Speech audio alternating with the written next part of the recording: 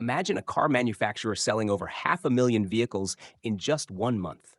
Yes, BYD, the Chinese automaker making waves in the electric vehicle market, hit an impressive milestone in October 2024, selling more than 502,000 new energy vehicles. These numbers alone are enough to raise some eyebrows. But what's really driving this rapid growth?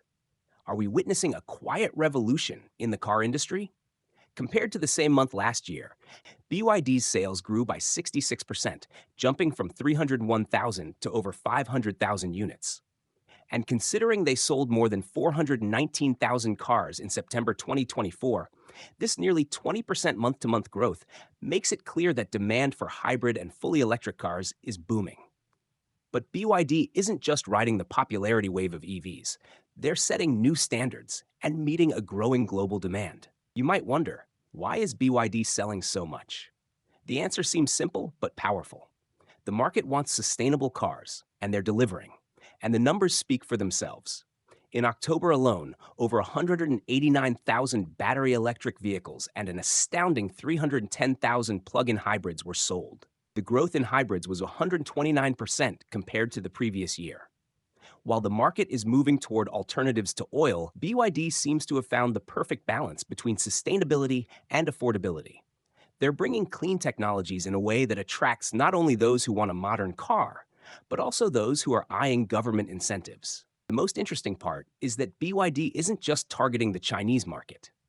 In October, the company exported over 31,000 vehicles outside China, opening doors to new markets. It's the first time they've disclosed export numbers like this, signaling a new level of transparency and a drive to win over global audiences. With this move, BYD is making it clear that they want to be more than just a regional powerhouse.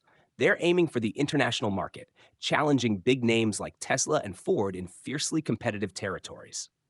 BYD has already surpassed giants like Honda and Nissan, becoming the world's seventh largest automaker.